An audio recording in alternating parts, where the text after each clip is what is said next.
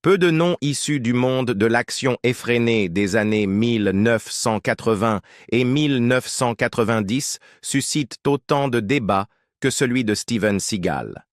Parti des dojos d'arts martiaux au Japon pour atteindre les projecteurs d'Hollywood, il s'est taillé une place unique dans le cinéma, fondée sur une efficacité mortelle, un charisme mystérieux et un style sans pareil. Pendant des années, les fans se sont demandé comment vit aujourd'hui quelqu'un qui a autrefois touché des cachets de plusieurs millions de dollars et connu une renommée internationale. Au-delà des scènes de combat, au-delà des gros titres et des controverses, il y a un homme qui a bâti un empire de films, de musique, d'entreprises et même de diplomatie. En tirant le rideau, nous découvrons la richesse qu'il a accumulée, les demeures dans lesquelles il a vécu, la flotte de voitures dont il a profité et la fortune qu'il détient encore en 2025. Que signifie le luxe pour Steven Seagal aujourd'hui, des décennies après son âge d'or sur grand écran? Plongeons ensemble pour explorer. De Lansing à Hollywood, l'ascension d'une icône de l'action. Steven Frederick Seagal est né le 10 avril 1952 à Lansing, dans le Michigan. Très tôt, il fut captivé par les arts martiaux, une passion qui allait définir sa vie et sa carrière. À seulement 17 ans, il partit pour le Japon. Un geste audacieux pour un adolescent de la fin des années 1960. Là-bas, il enseigna l'anglais, étudia le zen et s'immergea totalement dans l'entraînement martial. Au fil du temps, Seagal obtint des ceintures noires en aikido, karaté, judo et kendo, et accomplit ce qu'aucun occidental n'avait fait avant lui: ouvrir un dojo d'arts martiaux au Japon. Cet exploit lui donna non seulement une crédibilité en tant qu'artiste martial, mais façonna également son aura d'homme vivant et respirant la discipline. Seagal passa près de 15 ans en Asie avant de revenir aux États-Unis. À son retour, il ne s'installa pas tranquillement. Il ouvrit une nouvelle académie d'arts martiaux et travailla même comme garde du corps de célébrités. Parmi ses clients figuraient des personnalités de premier plan, dont sa future épouse, l'actrice Kelly LeBrock, ainsi que l'influent agent hollywoodien Michael Ovitz. C'est grâce à l'influence d'Ovitz que Seagal obtint l'opportunité de sa vie: une carrière cinématographique chez Warner Bros. Son premier film, Nico, réalisé par Andrew Davis, marqua un tournant. Conçu à l'origine comme un simple drame policier, le film fut réadapté pour mettre en valeur les capacités martiales de Seagal. Ce fut un succès surprise et Seagal devint immédiatement une star. Au cours des années suivantes, il enchaîna avec Désigné pour mourir, Justice sauvage et Hors justice. Chaque film renforça sa réputation de héros d'action stoïque mais redoutable. La véritable consécration arriva cependant en 1992 avec Piège en haute mer, Under Siege, à nouveau réalisé par Andrew Davis. Dans le rôle de Casey Ryback, un ancien Navy SEAL devenu cuisinier, Seagal porta ce qui allait devenir son film le plus réussi. Le long-métrage rapporta plus de 156 millions de dollars dans le monde, consacrant son statut de l'une des plus grandes stars d'action de l'époque. Au milieu des années 1990, il ne se contentait plus de jouer, il réalisait également. Son film Terrain miné, sorti en 1994, abordait des thèmes environnementaux. Un choix audacieux mais risqué. Bien que les critiques l'aient éreinté, Seagal le considéra comme un triomphe personnel. Quoi qu'il en soit, le film illustrait la richesse qu'il avait déjà accumulée grâce à sa carrière. À son apogée, Seagal touchait des cachets de 10 millions de dollars ou plus par film, avec des pourcentages sur les recettes et des crédits de producteurs qui gonflaient ses revenus. Pour Terrain miné, il aurait gagné 15 millions de dollars, tandis que son cachet pour L'Ombre blanche atteignait 20 millions.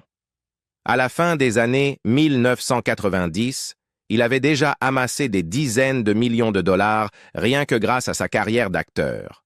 Le nom de Seagal devint synonyme de cinéma d'arts martiaux.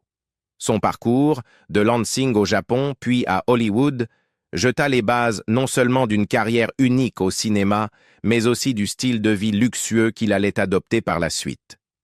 Et à mesure que sa célébrité grandissait, son appétit pour les demeures extravagantes, les voitures coûteuses et les projets bien au-delà du grand écran augmentait lui aussi. La fortune, derrière les films, cachets records et aventures commerciales. Au sommet de sa gloire, Steven Seagal n'était pas seulement une star du cinéma d'action. Il faisait partie des acteurs les mieux payés d'Hollywood. Ses cachets reflétaient non seulement son pouvoir d'attraction au box-office, mais aussi l'influence de Michael Ovitz, l'agent hollywoodien tout-puissant qu'il avait soutenu dès ses débuts. Grâce à Ovitz, Seagal négocia des contrats qui garantissaient non seulement d'énormes salaires initiaux, mais aussi des crédits de producteurs et des parts sur les bénéfices. Un privilège rare pour un acteur aussi récent dans l'industrie. Les chiffres parlent d'eux-mêmes. Pour désigner pour mourir, il toucha 10 millions de dollars, une somme colossale pour l'époque, équivalente à environ 25 millions aujourd'hui, ajustée à l'inflation. Au milieu des années 1990, ses exigences avaient encore augmenté. Terrain miné, le premier et unique film qu'il réalisa, lui rapporta 15 millions de dollars. 2 ans plus tard, dans L'Ombre blanche, Seagal empocha la somme stupéfiante de 20 millions de dollars. Même au début des années 2000, alors que sa carrière ralentissait, il gagnait encore des sommes considérables, 6,5 millions pour Hors Limite et 6,5 millions pour Ticker la même année. Ces films, à eux seuls, lui rapportèrent plus de 56 millions de dollars. Cette richesse ne provenait pas uniquement du cinéma. Seagal profita de sa célébrité pour se diversifier dans d'autres affaires, même si toutes ne connurent pas le succès. En 2005, il lança Steven Seagal's Lightning Bolt, une boisson énergisante qu'il affirma avoir conçue après avoir parcouru l'Asie à la recherche d'ingrédients rares. Il la présentait comme dotée d'un pouvoir inégalé, mais le produit fit rapidement un flop et fut retiré du marché quelques années plus tard. À la même période, il tenta de promouvoir une gamme d'après-rasage et même de couteaux, mais ses projets n'eurent pas davantage d'impact. L'un de ses mouvements financiers les plus controversés eut lieu en 2020, lorsqu'il soutint le projet de crypto-monnaie Bitcoin 2 générations.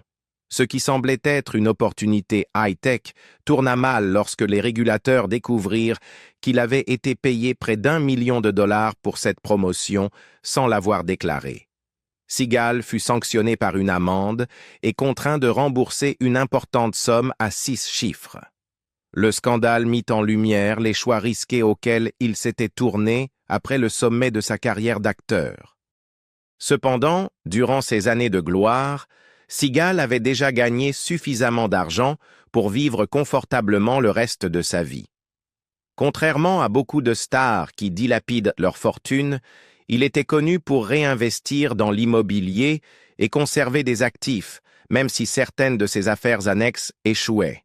Ses investissements dans la musique, bien que peu rentables, reflétaient sa passion personnelle. En 2005, il sortit l'album de blues songs From the Crystal Cave, suivi de Mojo Priest en 2006. Bien que les critiques aient été partagées, ces projets lui apportèrent une source de revenus supplémentaires et l'occasion de collaborer avec des artistes comme Stevie Wonder et Tony Rebel. Au début des années 2000, la carrière de Seagal passa des superproductions hollywoodiennes aux films destinés directement au marché vidéo. Pourtant, même dans ce domaine, il resta prolifique, enchaînant des productions qui lui assuraient encore des cachets réguliers. Combiné à ses anciens salaires records, à ses contrats publicitaires et à ses affaires ponctuelles, la fortune de Seagal demeura dans la fourchette des dizaines de millions de dollars. Cette base financière solide lui permit de s'adonner à l'un de ses luxes préférés, l'immobilier. Et en matière de résidence, le goût de Seagal était aussi spectaculaire et démesuré que son personnage à l'écran. Demeure, ranch et retraite. L'empire immobilier de Seagal. Avec les millions qui affluaient dans les années 1990, Steven Seagal développa un goût prononcé pour les terres et les résidences de luxe. L'immobilier devint non seulement un signe de sa richesse, mais aussi un moyen de la protéger. Il n'était pas du genre à acheter une seule villa hollywoodienne et à s'y installer. Au contraire, il répartit son argent dans plusieurs États, collectionnant des propriétés qui reflétaient son besoin d'espace, de discrétion et de grandeur. L'une de ses demeures les plus commentées fut son manoir perché sur une montagne à Carefree Ranch, en Arizona. Construit en 2001, la résidence de 8900 pieds carrés ne ressemblait à aucune autre maison de célébrité. Ses murs étaient en pierre, ornés de détails en cuivre, et toutes les vitres étaient pare-balles. Un détail en parfaite adéquation avec la personnalité de Seagal, perçu comme un homme attaché à la sécurité.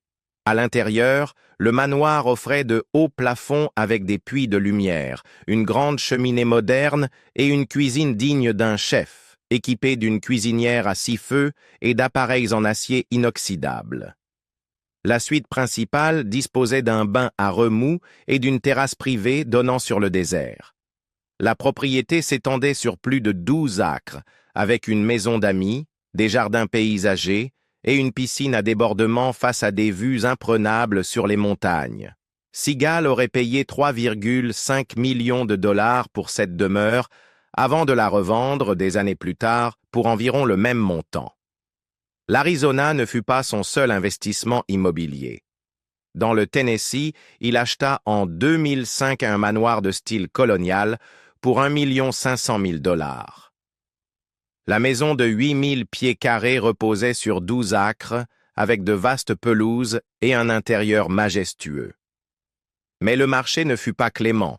Seagal revendit plus tard le domaine pour seulement 880 000 dollars, perdant ainsi plus d'un demi-million.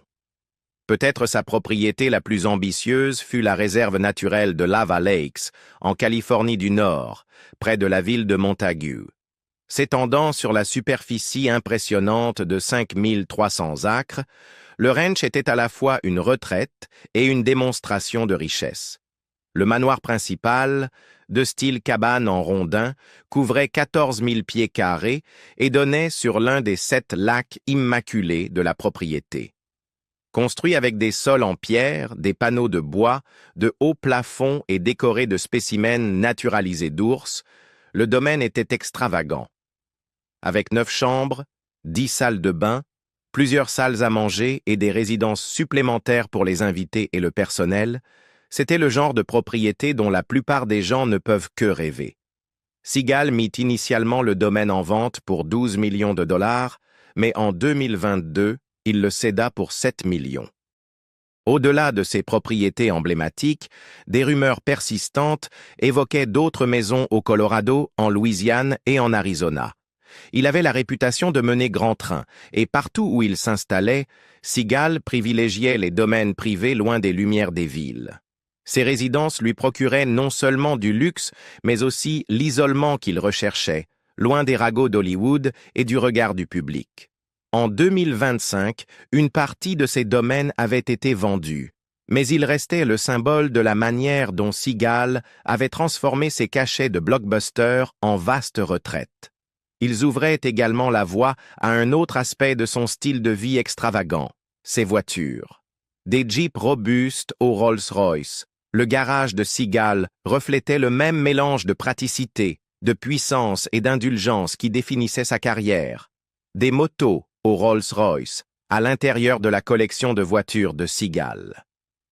Si les maisons de Steven Seagal reflétaient son besoin d'intimité, son garage révélait tout autre chose. La puissance, la vitesse et le prestige.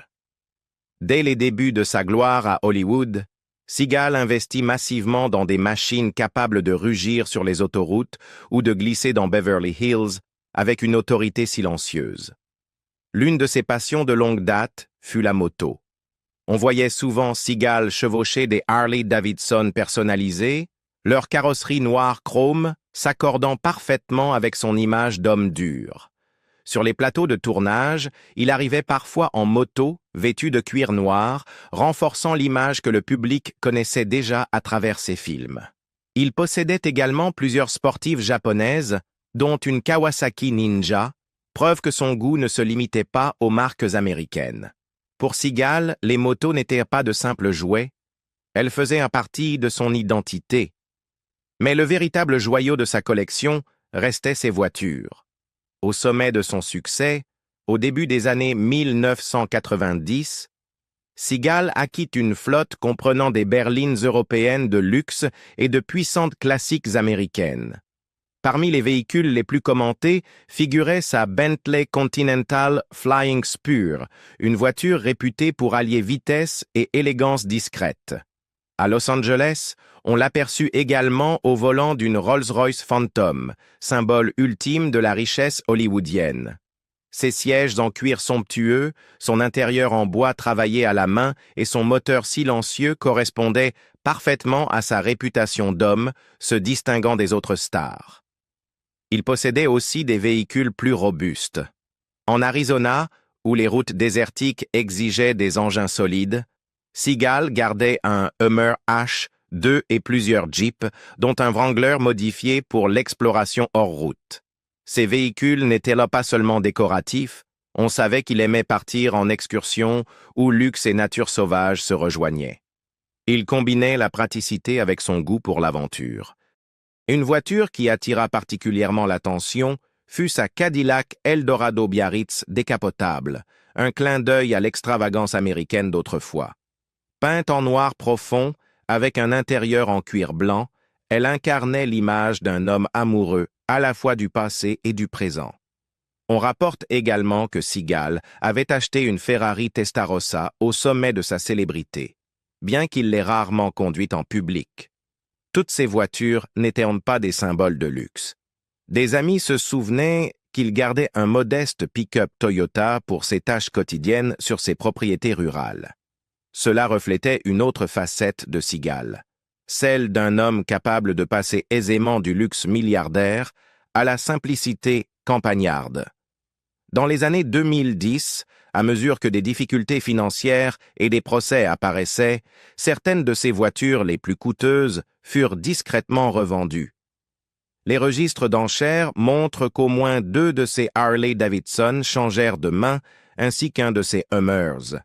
Pourtant, la collection automobile de Seagal demeure l'une des plus fascinantes d'Hollywood, non pas par sa taille, mais parce qu'elle reflétait sa personnalité. Les Rolls-Royce et Bentley projetaient la puissance et la richesse, tandis que les Jeeps et Harley rappelaient ses racines de héros d'action. Et pourtant, même ces voitures de luxe ne racontent qu'une partie de l'histoire. Pour comprendre pleinement la fortune de Seagal, il faut examiner la manière dont il chercha à la protéger. Dans le chapitre suivant, ses investissements, des dojos d'arts martiaux aux boissons énergisantes et aux crypto-monnaies, révèlent les risques surprenants qu'il fut prêt à prendre avec la fortune bâtie sur ses succès au box-office. Investissements risqués et controverses financières. Comment Seagal gérait sa fortune? Derrière les résidences de luxe, les Bentley et les Harley-Davidson, Steven Seagal s'est toujours vu comme plus qu'une simple star hollywoodienne. Il aimait projeter l'image d'un homme d'affaires, un bâtisseur d'empire au-delà de l'écran. Et, pendant un temps, il a réellement essayé. Dans les années 1990, alors que ses succès au box-office lui rapportaient des millions, Seagal investit massivement dans des dojos et centres de formation en arts martiaux, surtout en Californie et en Arizona. L'objectif était de promouvoir l'aïkido, la discipline qui avait façonné sa vie. Si certains prospérèrent, d'autres s'effondrèrent sous le poids des coûts élevés et d'une mauvaise gestion. Seagal était un expert sur le tatami, mais le monde des affaires exigeait une autre forme de discipline. Au début des années 2000, il tourna son attention vers des projets à la hauteur de sa personnalité démesurée. L'un des plus étranges fut la boisson énergisante Steven Seagal's Lightning Bolt, lancée en 2005. Présentée comme un breuvage exotique et revitalisant, elle contenait du ginseng, du guarana et d'autres extraits botaniques. L'emballage arborait le visage de Seagal, et les publicités le montraient tel un guerrier moderne partageant son carburant secret. Mais malgré une campagne marketing audacieuse, le produit disparut des rayons en quelques années, restant dans les mémoires comme une curiosité ratée d'une célébrité en quête de diversification. Puis vinrent des paris encore plus risqués. À la fin des années 2010, Sigal s'engagea dans l'univers des crypto-monnaies. En 2018, il devint ambassadeur mondial d'un projet baptisé Bitcoin Dogen, une entreprise promettant des rendements élevés et une technologie blockchain révolutionnaire. Sigal le promut sur les réseaux sociaux, exhortant ses fans à le rejoindre. Mais les régulateurs réagirent rapidement.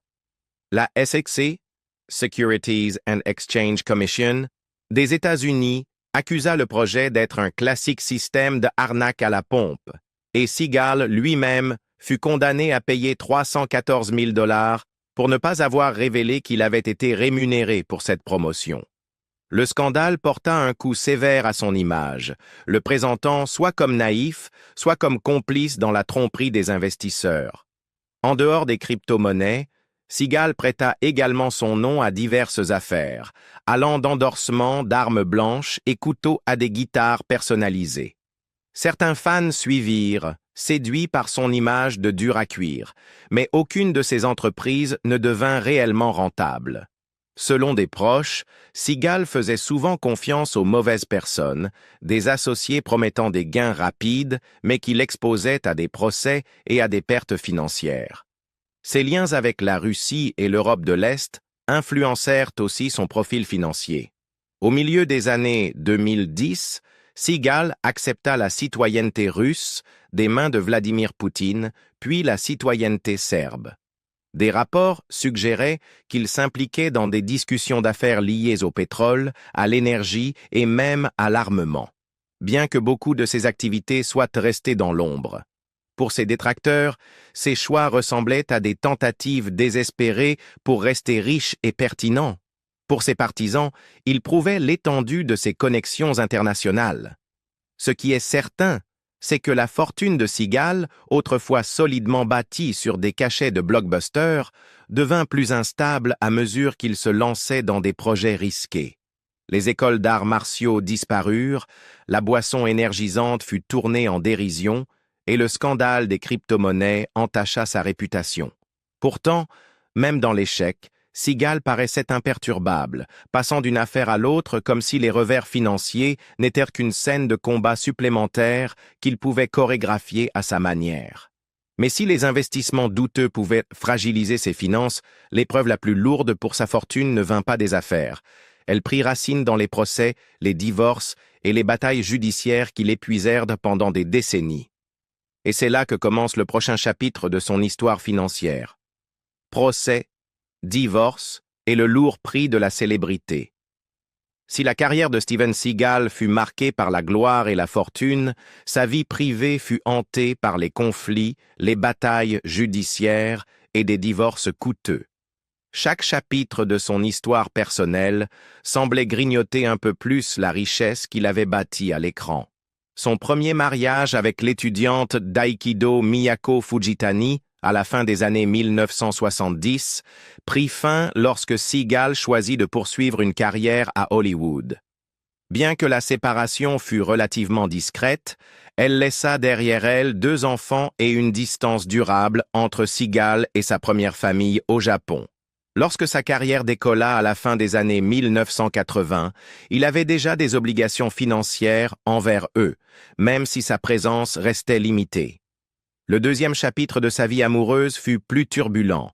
Seagal épousa brièvement l'actrice Adrienne Laroussa en 1984, mais l'union fut annulée lorsqu'on découvrit que son divorce avec Fujitani n'était pas encore finalisé.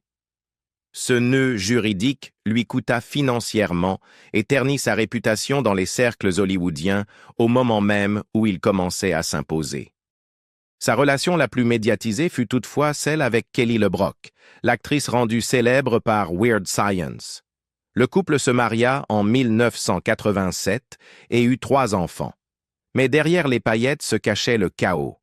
Leur mariage s'effondra dans les années 1990 sur fond d'accusations d'infidélité et de disputes domestiques. Le divorce fut prononcé en 1996 et aurait coûté à Seagal plusieurs millions en règlements et pensions. Le Brock décrivit plus tard ces années comme l'une des périodes les plus difficiles de sa vie, ajoutant des cicatrices émotionnelles aux pertes financières. Les ennuis juridiques dépassaient le cadre du mariage. En 1991, son ancienne nounou déposa une plainte l'accusant de harcèlement sexuel réglé à l'amiable. Au fil des ans, plusieurs femmes avancèrent des accusations similaires, certaines remontant à ses premiers tournages. Chaque affaire entraînait frais d'avocat, indemnisation et une lente érosion de son image publique. Dans les années 2000, Seagal dut aussi affronter des procès liés aux affaires. D'anciens assistants et associés l'accusèrent de rupture de contrat, de licenciement abusif et de harcèlement.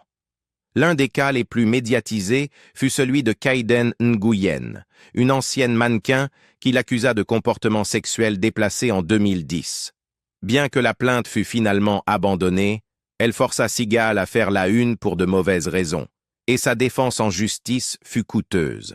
Même les agences gouvernementales s'en mêlèrent. En 2011, il fut poursuivi en lien avec son rôle de shérif dans une émission de télé-réalité en Arizona. Une association de défense des animaux l'accusa d'usage excessif de la force lors d'un raid policier filmé pour son émission, où un char et une unité SWAT furent mobilisés pour perquisitionner une propriété suspectée de combat de coqs. L'affaire suscita moqueries et critiques et assécha encore ses finances par de nouveaux frais juridiques. Dans les années 2010, la combinaison de divorce, pensions alimentaires, procès et règlements eut un impact visible sur sa fortune. Bien que Seagal ne fût jamais ruiné, sa richesse se réduisit nettement par rapport aux dizaines de millions qu'il contrôlait dans les années 90. Pourtant, Seagal conserva la même assurance inébranlable. Il nia souvent toute faute, méprisa ses détracteurs et s'appuya sur son statut de célébrité à l'étranger, particulièrement en Russie et en Serbie, où il était perçu comme un ambassadeur culturel plutôt qu'une star d'action déchue. Mais derrière cette image stoïque se cachait une vérité que même Seagal ne pouvait combattre. La célébrité lui avait apporté une fortune, mais les batailles judiciaires et les mariages brisés l'avaient vidé plus vite que n'importe quel échec au cinéma. De star hollywoodienne à l'exil à l'étranger. Au milieu des années 2010, le nom de Steven Seagal n'était plus associé aux avant-premières hollywoodiennes ni au succès du box-office. Il se liait désormais à des alliances politiques, des apparitions à l'étranger et une vie loin de la ville qui l'avait autrefois propulsé au rang de star. En 2016, Seagal fit la une lorsqu'il obtint la citoyenneté russe. Le président Vladimir Poutine signa personnellement le décret, le qualifiant d'ami de longue date. La star d'action adopta sa nouvelle identité avec aisance, louant souvent Poutine et apparaissant lors d'événements officiels. Il alla même jusqu'à former les forces spéciales russes lors de démonstrations martiales, troquant les projecteurs d'Hollywood pour ceux du Kremlin. 2 ans plus tard, en 2018, Seagal fut nommé envoyé spécial du ministère russe des Affaires étrangères pour les liens humanitaires avec les États-Unis. Bien que largement symbolique, ce rôle le plaça en tant que passerelle culturelle entre deux nations plongées dans des tensions politiques. Pour ses détracteurs, c'était la preuve que Seagal était devenu plus une curiosité politique qu'une star de cinéma. Parallèlement, Seagal bâtit une nouvelle vie en Serbie, où il obtint la citoyenneté en 2016. Il parla d'ouvrir des écoles d'arts martiaux et d'investir dans des projets cinématographiques, bien que beaucoup de ses ambitions ne virent jamais le jour. À Belgrade, il fut photographié recevant des distinctions officielles, s'entraînant avec la police et menant un style de vie rappelant l'image du héros d'action qu'il incarnait autrefois à l'écran. Mais tout n'était pas triomphe dans ce nouveau chapitre. Aux États-Unis, sa réputation restait entachée par des années de procès et d'accusations. Les grands studios n'avaient aucun intérêt à relancer sa carrière et les jeunes générations le connaissaient davantage pour ses scandales de tabloïds que pour son rôle dans Under Siege. Sur le plan financier, Seagal n'était pas ruiné, mais sa fortune avait considérablement diminué. Les estimations évoquaient un patrimoine d'environ 16 millions de dollars, une fraction des dizaines de millions qu'il dominait au sommet de sa carrière. Une grande partie de ses revenus provenait alors de petits projets internationaux, d'apparitions rémunérées et de ses connexions avec de riches mécènes étrangers. Seagal s'appuya également sur son rôle de musicien. Depuis longtemps guitariste, il avait sorti des albums mêlant blues et reggae, et ces dernières années, il se produisait plus souvent en Europe et en Russie. Bien que ses disques n'aient jamais rencontré de véritable succès commercial, il lui offrait une scène que Hollywood lui avait refusée. En 2025, l'ancienne figure dominante du cinéma d'action vit désormais dans un univers très éloigné de Los Angeles. Ses jours de gloire au box-office sont révolus, remplacés par une existence plus discrète, marquée par la politique, quelques concerts et des apparitions dans des pays qui continuent de le traiter avec révérence. Regarder Seagal aujourd'hui, c'est observer le paradoxe de la célébrité. Un homme qui paraissait intouchable à l'écran vit désormais dans l'ombre des controverses, éloigné de l'industrie qui l'a façonné, mais s'accrochant encore à son aura d'autorité et de mystère. Pour ses fans, Steven Seagal restera toujours le maître d'aïkido qui a apporté quelque chose de nouveau au cinéma d'action. Pour ses critiques, il symbolise la manière dont l'ego, le scandale et l'exil peuvent transformer une icône hollywoodienne en mise en garde. Le parcours de Steven Seagal rappelle que la célébrité peut être aussi éphémère que puissante. De la superstar hollywoodienne à l'exilé politique, sa vie fut marquée par les triomphes, les scandales et la réinvention. La question qui demeure est simple. L'histoire se souviendra-t-elle de lui comme d'un pionnier des arts martiaux ou comme de la star qui s'est égarée? N'oubliez pas d'aimer, de partager et de vous abonner pour découvrir d'autres histoires inédites des figures les plus controversées d'Hollywood.